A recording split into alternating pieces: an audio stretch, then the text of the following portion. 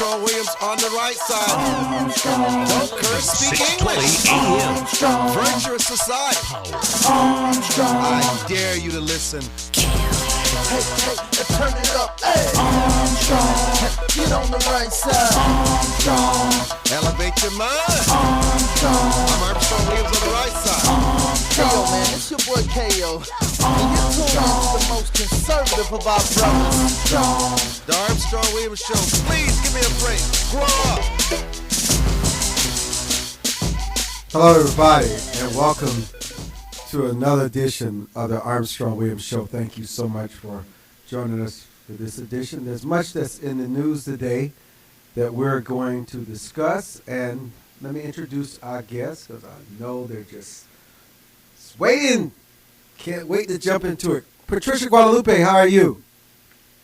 Hey, good afternoon. Thank you so much for having me on your show today.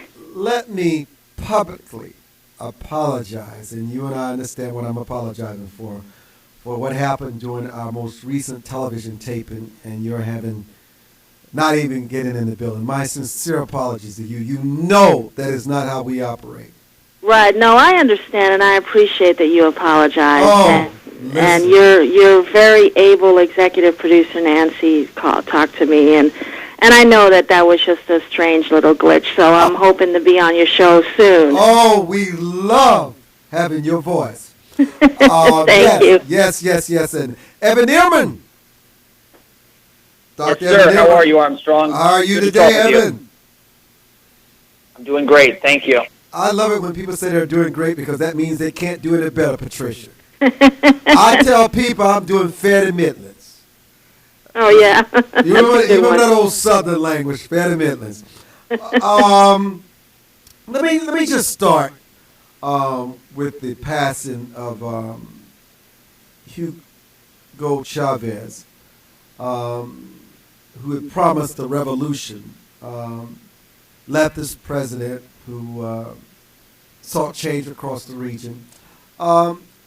Patricia Guadalupe, what has been the reaction to his passing, and what about the turmoil that Venezuela now faces? Because we know that the elections are 30 days away. Is it possible that we can see stronger ties between Venezuela and the United States?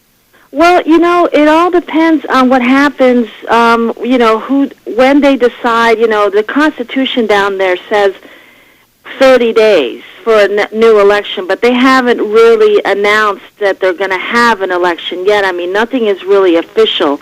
I mean, the reaction in Venezuela, of course, it depends on who you talk to. I mean, obviously his supporters are very sad, and his opponents and many people, especially here in the United States, are, wishing for a transition to a more democratic country. I mean, because when he came into power, and let's not forget that although he was elected twice, he first tried to come to power through a military coup in 1992 and was defeated, thrown in jail for a couple of years, and then came back after he was in jail, formed a socialist kind of party, basically anti-U.S.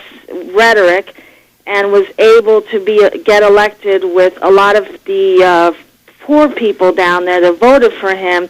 But it made the country very chaotic. I mean, this is a country that is extremely oil-rich. I mean, they have right now 500 billion barrels on reserve, 500 billion barrels.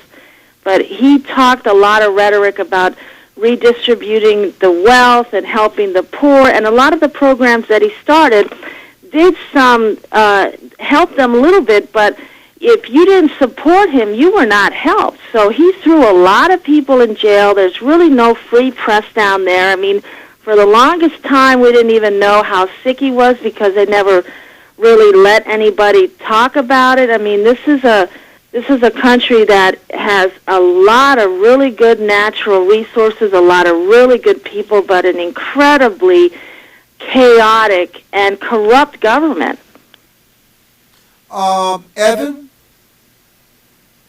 Well, I'm actually calling in today. I was in Washington earlier this week, but I'm calling in from South Florida today, and I just wanted to give you a little bit of a sense of the local color. There are a lot of Venezuelans, of course, who live in South Florida, many of whom left Venezuela within the past number of years, and they were actually spontaneous celebrations, a lot of public gathering places for Venezuelans down here with people joyously dancing and chanting and expressing sentiments that they hope that with the passing of Chavez, that this is going to lead to the possibility of a freer, more democratic Venezuela. Yeah, I mean, and the thing is what's going to happen now is the big question, because before he died, he named as interim, in case he, whenever he did pass, somebody who obviously supports him, and so now that person is the interim president, but he hasn't said, although the Constitution says he has to step aside and have elections after 30 days, they haven't done that yet. And I would imagine that, everybody's waiting to see what's going to happen with that, because if they follow the Constitution, he has to step aside. I mean, the last elections that they had, Chavez had a very good opponent, a young guy who had a lot of support from a lot of the young people, and a lot of folks here in the United States, Venezuelans who had the right to vote in their own elections. And, some of them had to fly from other cities where they were living. For instance, in Florida, the consulate closed their offices so they wouldn't be able to vote, and they would.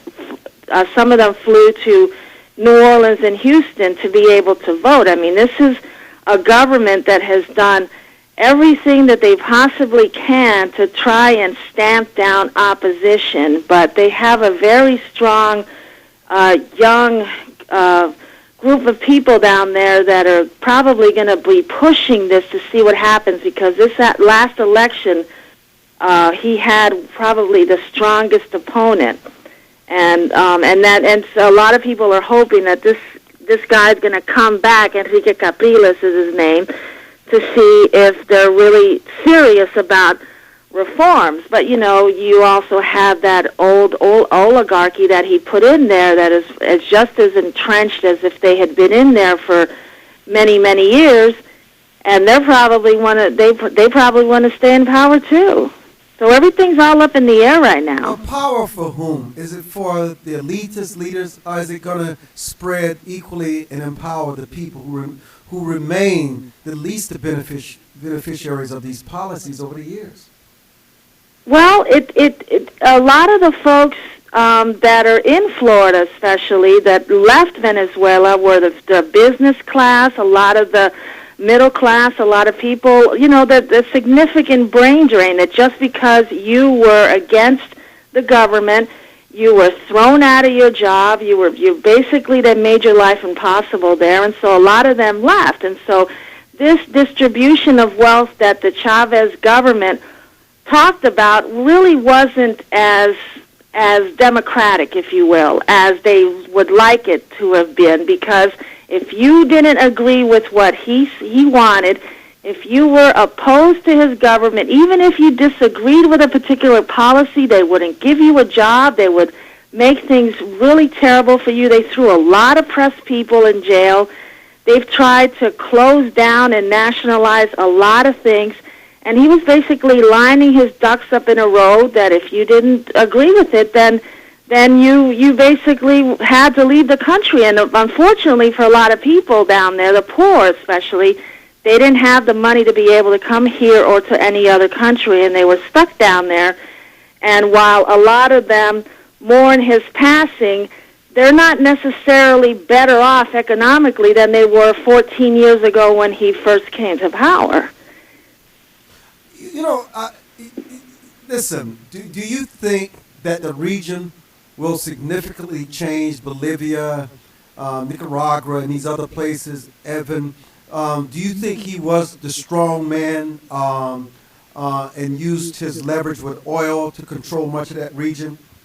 And now that many of these sovereign leaders will embrace the United States and new reform? I think that's certainly the hope of the United States. There's what I would probably describe as a cautious optimism. I don't think anybody thinks that overnight things are going to shift dramatically. And it's to your question about, was he a strong man? Absolutely. And, he rose to power in a cutthroat way, and he maintained a grip on power in a cutthroat manner, as we were just hearing about. So I actually think I remain hopeful that now that he has been removed from the equation with his domineering, dominant personality, sort of a cult of personality, I guess what I'm getting at is I like to think it can't get any worse in terms of Venezuela. And so with that in mind, certainly optimistic that others will step forward to fill the leadership vacuum. I think one thing I think bears pointing out, which is, it's been said, hold that judge point. Somebody by... Hold that point, Evan Nierman, Patricia Guadalupe. We're going to find out more about our guests when we return on the Armstrong Williams Show. Info at rightsidewire.com. We're streaming live. Don't go away. Armstrong Williams. Hi, this is Armstrong Williams. Just like the Affordable Care Act seeks to ensure people with public or private coverage can find high-quality health care, AAA911health.com offers consumers with access to better information, quality care, and big-time savings on your health care. Yes, big time. AAA911health.com offers a 90-day money-back guarantee. That's right. If AAA911health.com haven't saved you money, guess what? They will pay you back in full your membership with no questions asked. Just tell them Armstrong Williams sent you to AAA911health.com. For more information on the Armstrong Williams Show, please visit our new website at www.rightsidewire.com. There you can find his syndicated column archive, view live streams, and get your favorite conservative pundits' views on the current issues affecting the American people. From building wealth to foreign policy, stay connected with Armstrong Williams and his colleagues at the all-new www.rightsidewire.com.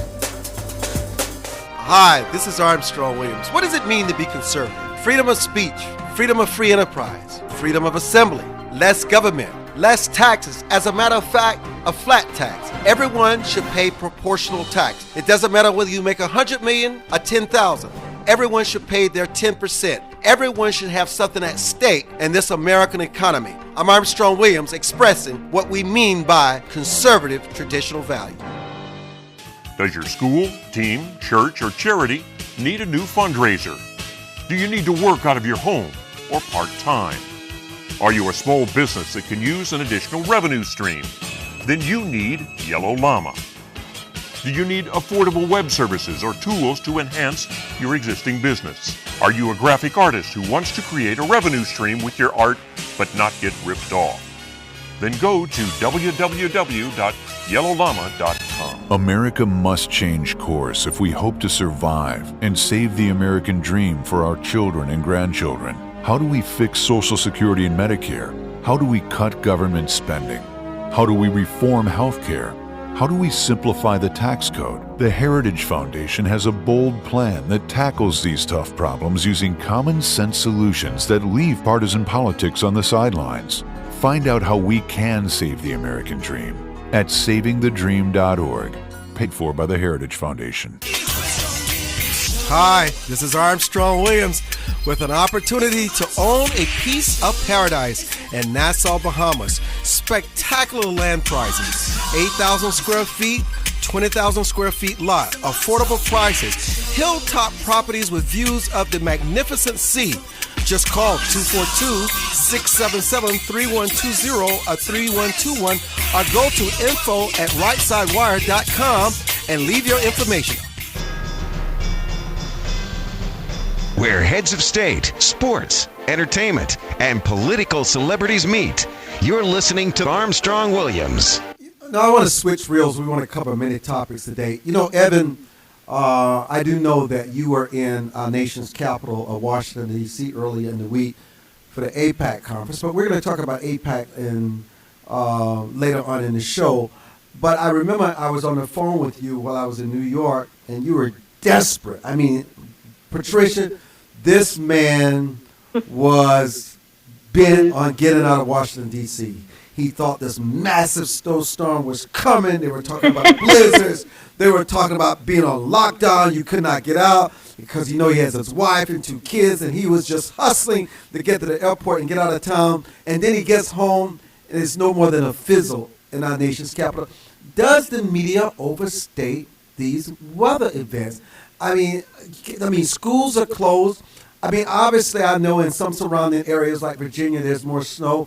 But have we gone too far? And the impact of how you disrupt business, disrupt your life, because if the media says this is what it is, you can't question it.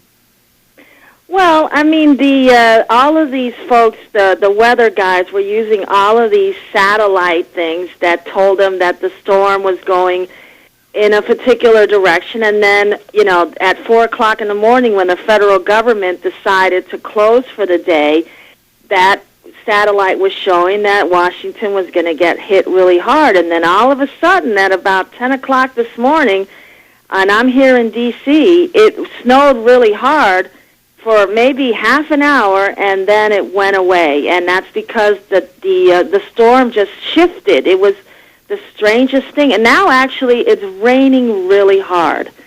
And then we're going to have 62 degrees on Saturday. So it's really crazy, But at the time that they thought that the storm was coming yesterday, everyone was talking about how we were going to get hit like that snowstorm 3 years ago.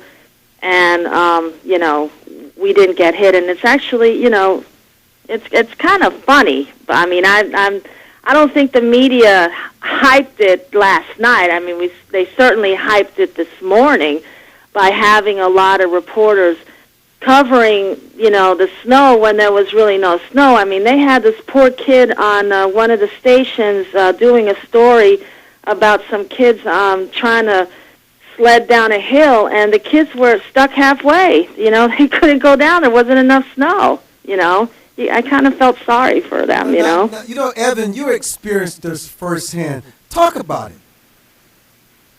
Well, I think, case in point, I just experienced it. We rely on the press to shape our view on so many things, whether it's the issues we were talking about earlier, the important ones related to foreign policy and Chavez, and the stories that we read influence how we think about events that happen. But also we expect a certain degree of legitimacy and accuracy from our reporters. And in this case, I understand that the reporters can only report based on the best information that they have at their fingertips, and that's whatever the radar was showing with regard to the storm. But you're dead on, Armstrong, that in their rush to make a story and to make a big splash, things tend to get totally overblown and sensationalized. I mean, why was I, when I was watching the Today Show this morning, seeing Al Roker in a parka live from Front Royal, Virginia? Is that really national news? Yeah, I have to agree with that. And I went to college in Michigan, and so this weather is, this would not close down anything in the Midwest. So it is a little disconcerting to see how we get all worked up about these kinds of things. And my advice would be change the channel or watch something else, or go, I always look for news in all kinds of different places. I just don't rely on one of them because, one of them's not going to say everything. But they're all saying the same thing about the weather, Patricia. Yeah, and that's because they're using the same satellites that the the National Weather Service has. I mean, that's the problem, We're all looking at the same thing, and when it comes to something like this, when you don't know where it's going to go at that particular moment, I mean, I think the federal government jumped the gun a bit by closing down because there's clearly no need to close the federal government today. And I understand that there's a lot of federal government workers out in the suburbs, but, in the nearer suburbs, it's not that bad, and you really have to go pretty far away to see some significant snow. But why is it that everywhere else in the country, in large swaths of the country, they have winter every year. They have a lot more snow than D.C. ever sees. Yeah, no, I know, and I totally agree. And the thing capable is, yeah, I know, and Washington, and unfortunately, treats snow like it was, in Miami, Florida, or San Juan, Puerto Rico, where it never snows. I mean, Washington is not, Minnesota, but it's not the tropics, and to freak out like they do around here, it's really ridiculous, honestly. It is outrageous. Yeah. Listen, Yeah. I laugh at it because you know what? I don't care if there's 30 inches of snow outside. I'm going to get to work. And listen, Evan, especially when you own your own business. Yeah, That's yeah. right. I mean, especially if you depend on yourself, that most definitely, And I guess that's but why. the reason Armstrong, the reason that I ran to the airport, hopped on a plane, was because I had an inkling that the government was going to close, and when the government closed, that meant that the meetings that I had set up today with people who work in the government were not going to happen, and that meant the other people who work downtown were going to get a free day off because the federal government was going to be closed, and I was going to have nobody to meet with. So, well, and a lot of the my flights, decision easy. And a lot of the flights were canceled last night. The ones for today. I mean, they basically shut down National Airport and Dulles last night. They canceled a whole bunch of flights, and that's going to back up all of the other flights that are coming and going that were supposed to leave for the next few days. It really is a mess that didn't need to happen. Just a mess. Just such disruption, and we're all impacted by it. All of us. Absolutely, absolutely. And you know what? It's sad to say, it doesn't take much for a country that already lacked the work ethic and discipline. It doesn't take much for them to lean not going to work, especially when you work for the government and someone else. I'm sorry. It only feeds into what's wrong with this country now. Well, and that's one of the things that people in the rest of the country are looking at when they, what you're talking about, what you're mentioning right now is, how is it that the federal government is closed for the day? They haven't resolved what's going to happen with the budget, and now they're going to close all of these agencies today for a non-event, and that certainly makes the rest of the country wonder what's going on here. Most definitely. And we're in March. So listen. Mm-hmm. So what do we learn from this, Evan? What do we learn going forward when we are confronted with something like this again? You're talking about this rush to judgment on the weather? I mean, look, it's going to always be the same. Listen, one of the things I check often is what the weather is, especially when I'm traveling. I want to know because it does impact how I dress. It impacts many things. It's a part of our psyche. We are forced to trust these people that report to us. Yeah, you're absolutely right. We're at the mercy. It does show. It seems to indicate that, thankfully in this day and age, as Patricia was pointing out, there are lots of different ways to get your information, but there's still a little bit of a stranglehold, and the information, when it comes down, is being disseminated through some of the same sources. So one of the beauties of living in this day and age is you can go to, probably not for the weather, but certainly on a lot of other topics, you've got a variety of places where you can go to stay informed, online, radio, TV, etc. Yeah, I agree. This is true, but was there anyone reporting something differently than what we responded to? As far as the weather's concerned, yes. You mean? And that's why what we're talking about is so disconcerting. Is that I really don't understand why the federal government had the shutdown today, and if I live here and I don't understand it, I can't even begin to imagine what a lot of people that live in the rest of the country are thinking when these folks haven't resolved, like I said, what's going on with the budget, and now they're going to shut down again and lose a whole nother day. Because the thing is that they didn't give the workers the option of telecommuting, or what they call in Washington liberal leave, which is basically use a vacation or a sick day. They basically shut it down, so you got a free day. if you're working in the federal government, and that certainly doesn't make Washington look good out there. And it's very disconcerting when you're trying to get things done or to see how easily things can get shut down. And unfortunately, I don't think that's going to change, especially when it comes to the weather, because so late in the season, because with spring right around the corner, we're changing the clocks ahead on Sunday. Oh, that's this Sunday? Yeah. We're springing back or forward? We're spring. It's fall back, spring forward, so it's 1 hour ahead on Sunday. Oh, no, so we're going to get an extra hour of sunlight in the morning. That's right. That's right. So, Oh, I think that the fact that this came so late in the season, it had everybody all discombobulated, and it turned out to be for nothing. I'm just stunned that Easter is on March 31st, not in April. Did you guys know that? It's March 31st. Right. That's true. That's true. Well, I'm glad you told me about the time, because I love the time now, because it gives me an extra hour, because I'm in the gym 4:30 a.m. in the morning. Oh, my goodness. That's devastating for me. 4:30 in the morning. Wow.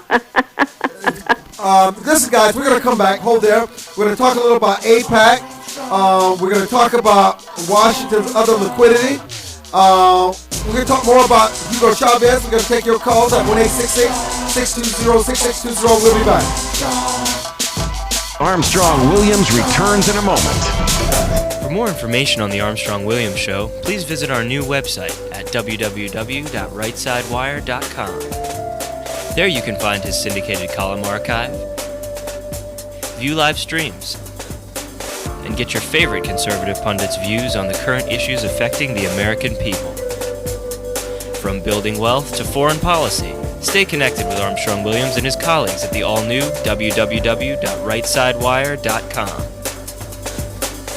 Life is full of unexpected changes. Everyone has potential to do wrong. And when they choose to do it, contact the Bucksell Group for your private investigation needs. TheBucksellGroup.com or by phone at 202-243-9746. Whether there's an instance of a cheating spouse, child custody, process service, or security, don't continue suspecting. Get closure so that you can move on with your life. Visit TheBucksellGroup.com now or call 202-243-9746. If you think it's happening, it probably is. To travelers along the road of life who have fallen asleep at the wheel, to the many who woke up in time to avert disaster and get back on the righteous path. For the ones who crashed and survived and now adhere vigilantly to a virtuous and righteous path. Finally, Armstrong Williams' much-anticipated new book, Reawakening Virtues, gives his insights into these daily challenges and much more. Reawakening Virtues is available in bookstores and at Amazon.com. Join the millions of Americans who pursue one of our country's finest traditions, from hunting to sport shooting. Since 1871, the NRA has grown as a service organization involved in all aspects of shooting sports and is a proud defender of the Bill of Rights. Join today to begin taking advantage of exclusive membership offers and discounts, including up to $25,000 in insurance coverage. Contact the NRA today. Call 1-800-672-3888 or visit nra.org. Most Americans simply have never been taught the basics of money management, let alone how to secure their financial future. But there is hope. Financial Education and Literacy Advisors, also known as FELA, does what others don't. FELA teaches financial education. If you'd like more information about providing a financial wellness program for your employees, or a credit-bearing college course in personal finance, or other valuable programs, please visit myfela.com. That's myfela.com, or send an email to info@myfela.com. Elder Chicks is an exciting part of the fastest growing segment of the population. Women in their 70s, 80s, and older who are mastering the art of a senior life. We're no longer unseen and unheard. We're providing role models for each other and the baby boomers who are fast approaching retirement. Join our virtual community. Hit www.elderchicks.com on your computer keyboard.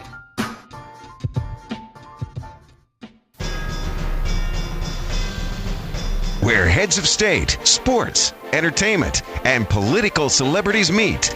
You're listening to Armstrong Williams. So, Josh, Evan, talk to us about the APAC conference that was held here this week its importance, and why does it always draws the most powerful and most significant people in the world to participate?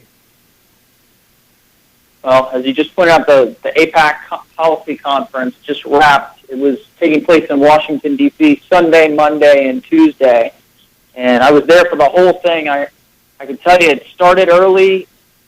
There was programming all day. It went late into the night. And then the whole conference at which the delegates celebrate the U.S.-Israel relationship and they learn about different aspects of foreign policy. It all culminates on Tuesday with these 13,000 delegates getting aboard buses and going up to Capitol Hill to meet with and to lobby their members of Congress, their senators, to promote the U.S.-Israel relationship. It was a remarkable gathering. Now, this was the first time, actually, that in at least several years, that neither the Prime Minister of Israel nor the President of the United States were actually in attendance. But that had more to do with scheduling conflicts outside of the realm of the conference itself. For instance, President Obama is going to be going to Israel within the next few days for a visit, and the Prime Minister of Israel, he appeared live via satellite, but he is in the midst of trying to assemble a coalition government over in Israel. So they had other things going on, but that didn't stop Vice President Joe Biden from coming.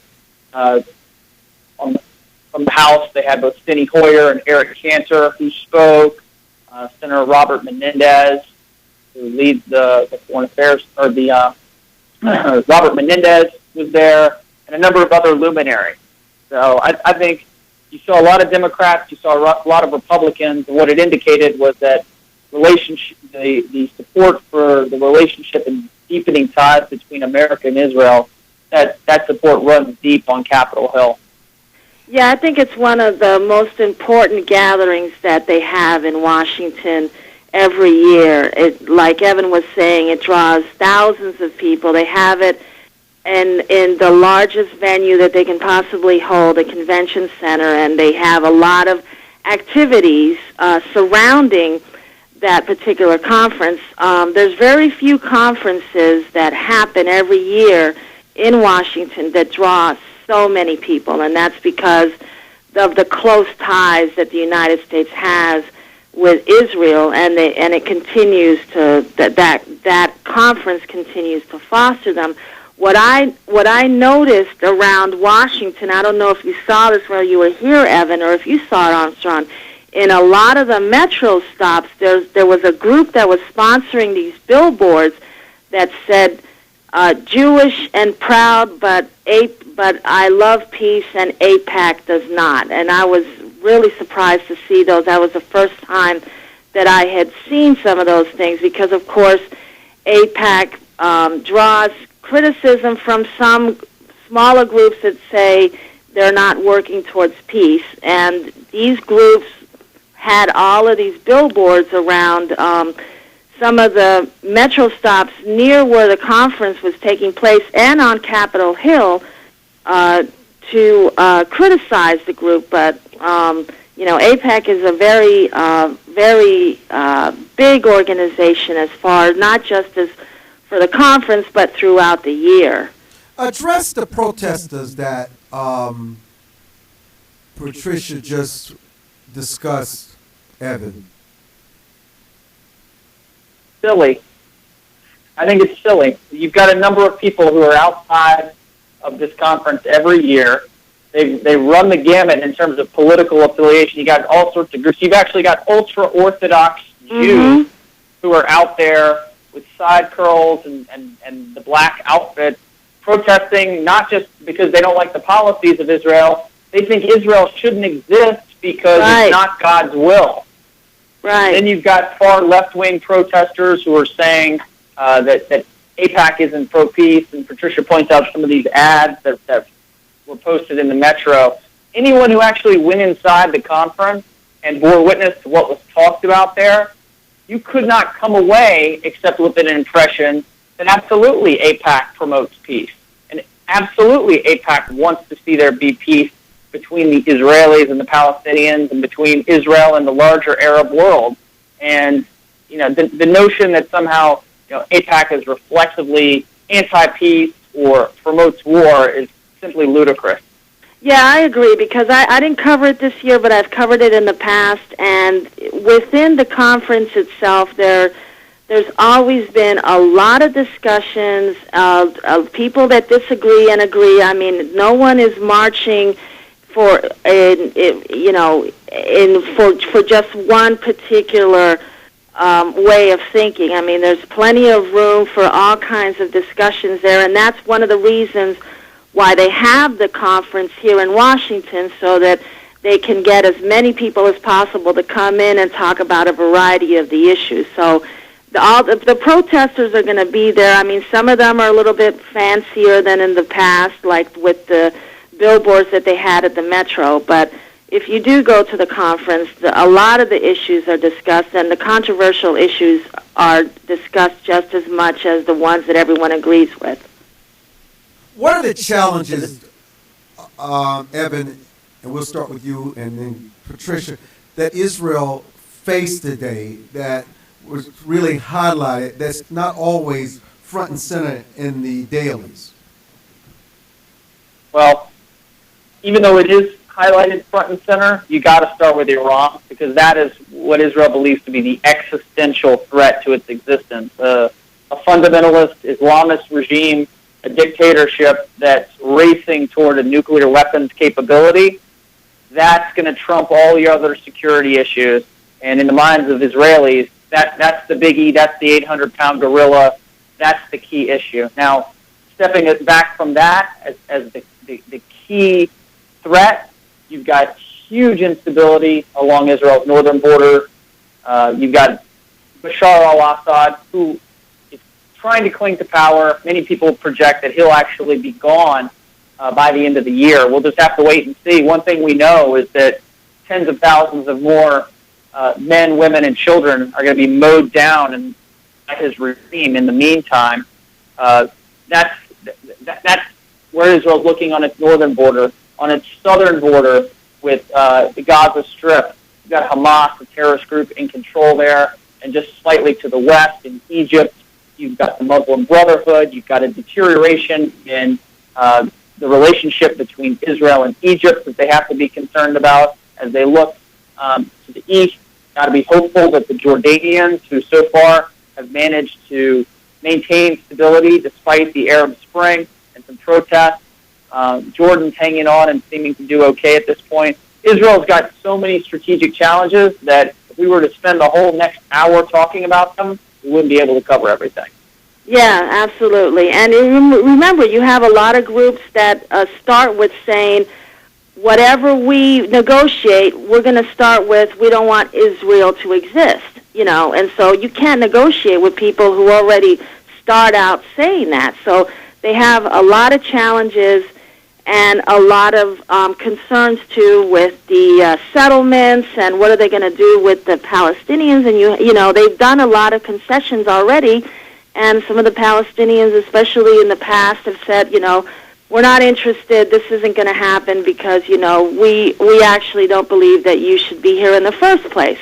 And that's been, to say the very least, a very frustrating thing for the Israeli government, because how can you possibly negotiate with somebody who doesn't want you to be there in the first place?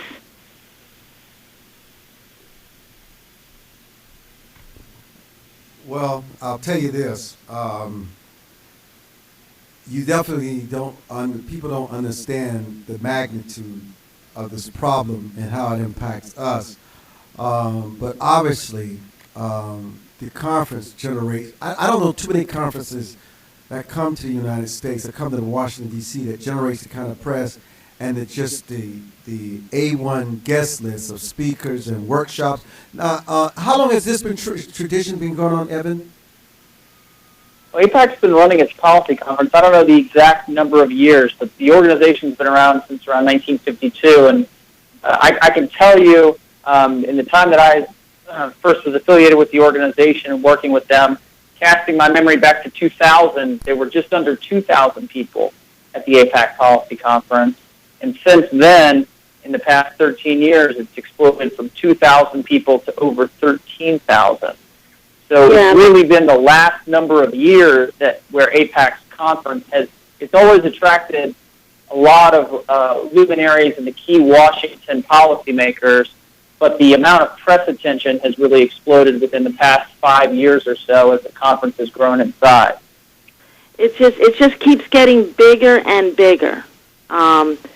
And I every year I always wonder where they're gonna have to build a larger venue for this, because I don't really know of any conference, like you said, that comes to Washington that just not only gets that much attention but attracts so many people. I mean, every once in a while you'll have a large conference in Washington, but most groups take turns and they come here and then they go to another city. But APAC has always come here for their main conference, and that has definitely been one thing. When we come back to much more, talk about the stock market, costs about Brennan getting the vote because the White House drone release helped them. We'll be back much more on Armstrong, so don't go away. Hi, this is Armstrong Williams. Just like the Affordable Care Act seeks to ensure people with public or private coverage can find high-quality health care, AAA911health.com offers consumers you with access to better information, quality care, and big-time savings on your health care. Yes, big time. AAA911health.com offers a 90-day money-back guarantee. That's right. If AAA911health.com haven't saved you money, guess what? They will pay you back in full your membership with no questions asked. Just tell them Armstrong Williams sent you to AAA911health.com. For more information on the Armstrong Williams Show, please visit our new website at www.rightsidewire.com. There you can find his syndicated column archive, view live streams, and get your favorite conservative pundits' views on the current issues affecting the American people. From building wealth to foreign policy, stay connected with Armstrong Williams and his colleagues at the all-new www.rightsidewire.com. Does your school, team, church, or charity need a new fundraiser? Do you need to work out of your home or part-time? Are you a small business that can use an additional revenue stream? Then you need Yellow Llama. Do you need affordable web services or tools to enhance your existing business? Are you a graphic artist who wants to create a revenue stream with your art but not get ripped off? Then go to www.yellowllama.com. Anderson Brothers Bank, a family-owned and operated establishment that blends traditional personal service, local market awareness, and advanced technology to meet the financial needs of its customers. Visit abbank.com or call 843-464-6271 to see how they can assist you with your banking needs. Anderson Brothers Bank, celebrating 75 years of community banking, the way it should be. Stability right in your backyard since 1933. America must change course if we hope to survive and save the American dream for our children and grandchildren. How do we fix Social Security and Medicare? How do we cut government spending? How do we reform health care? How do we simplify the tax code? The Heritage Foundation has a bold plan that tackles these tough problems using common sense solutions that leave partisan politics on the sidelines. Find out how we can save the American dream at savingthedream.org, paid for by the Heritage Foundation. Join the millions of Americans who pursue one of our country's finest traditions, from hunting to sport shooting. Since 1871, the NRA has grown as a service organization involved in all aspects of shooting sports and is a proud defender of the Bill of Rights. Join today to begin taking advantage of exclusive membership offers and discounts, including up to $25,000 in insurance coverage. Contact the NRA today. Call 1-800-672-3888 or visit nra.org. Where heads of state, sports, entertainment, and political celebrities meet. You're listening to Armstrong Williams.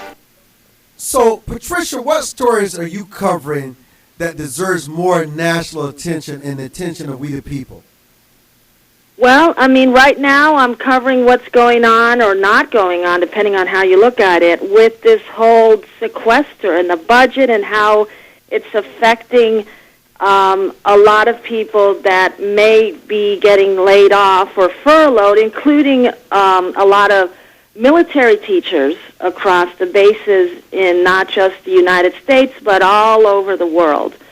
because they're part of this whole this whole issue of what's going to happen with Congress, what's going to happen with the White House. Both sides are basically not talking about it, and a lot of people are very concerned because at the very least, if you're furloughed, you have to give up 1 day's pay or 20% of your pay, and a lot of people just can't do it. It's just a lot of folks are scraping by already, and it's just not a good situation to be in.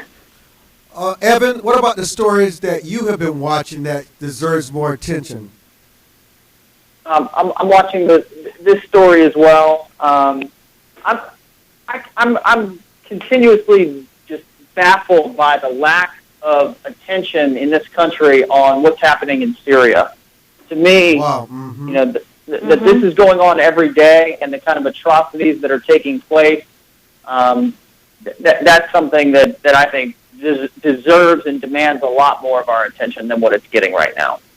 What is it that people are not understanding? What's so amazing about the Middle East, the perceptions of the Middle East, and the coverage of the Middle East is all of this attention on Israel and what goes on. And if the Prime Minister of Israel sneezes, it sells 1 million newspapers and it's front page news, and they're concerned with every little intricacy. Meanwhile, people are getting massacred. And there's no other way to put it. They're being massacred by their own government. And the U.S., by and large, hasn't been willing to take what I see as the necessary steps to force the international community to try to do more related to stopping the violence there.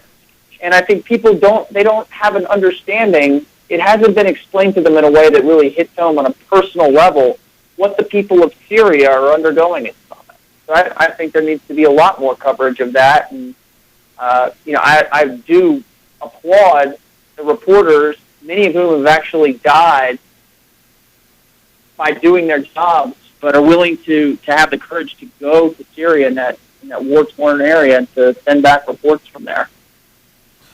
And Armstrong, if I could, I'd like to just one other thing. I wanted to throw this out there when we were talking about Chavez, but I actually think that it wraps nicely with bringing together the interconnectedness of the world, and it links Chavez to the Middle East. And that's, I've always been told by my parents, you're judged by the company you keep. And I think it bears noting for all of your listeners that among those who are the most sad to see Hugo Chavez pass were the dictators in Tehran, including their president, Mahmoud Ahmadinejad, and the leaders of the Palestinian Authority. And so when those are the regimes that are the most laudatory, I think that says something about the way that a person has conducted himself and where he's positioned himself. And I'm happy to leave it at that, but I felt like that was an important thing that needed to get said. Yeah, I think Evan makes a good point here about Syria and Iran, and I'd also like to add, Cuba, too. I mean, Cuba, we think is a small little island with not much going on, but they've gotten a lot of subsidies from Venezuela. They depend a lot on the oil there. They're part of that whole, Latin American lines of dictators that have followed through the years.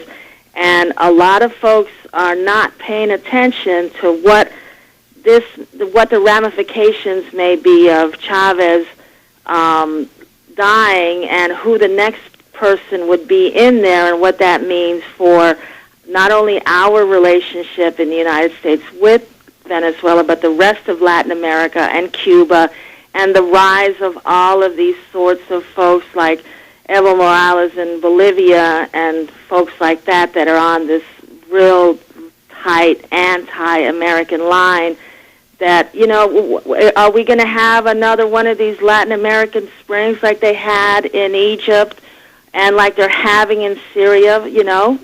That's one of the questions that some people are asking. What's going to happen down there? Because a lot of the behavior that happened in the Middle East last year is being mirrored in some places in Latin America, and we're just not seeing that as much. And and I also want to point out that I think it's interesting the lack of attention that we've had on Syria, especially compared to the attention that was placed with Egypt and Libya. And in a sense, it's almost baffling why the U.S. government is really not getting involved in Syria as much as they did with Libya and with Egypt. Well, they make colossal returns in Libya. These are sovereign nations. I mean, I think the bar should be really high for any military to go in and take out a sovereign leader, Evan. I'm not saying that the bar shouldn't be high for forcibly removing them, but there are all sorts of steps that you can take, and you can keep the issue on the front burner, and you can be ramping up the arming of the opposition groups, etc. By the way, Syria was the other regime. I knew I was leaving someone out who was praising Chavez. It was the Palestinian Authority, Iran, and also Syria. So that should tell you all you need to know about who Chavez's friends were. And you have to, and that's exactly, you know, the whole thing here is that, you know, I don't think any of us are talking about let's go in there and invade the place. I mean, but we definitely need to be paying attention to what's going on over there. Here's another topic. I think it comes and it goes, Armstrong. It's in the paper. It's out of the paper. When's this going to get solved and addressed in a real way? And that is illegal immigration in this country. And what's going to happen there? And when is Congress going to be able to actually come together and figure out a solution for addressing this issue? Yeah, that's certainly something that they've, you know, they're talking about, but I don't see really any movement. And you have a lot of folks on both sides of the political aisle wanting a variety of different things, and there's really no movement. They're talking about bringing up some sort of legislation later on this month or even next month, but it's not, I don't see anything concrete yet. And whatever they may come up with, I'm sure, is not going to satisfy everybody.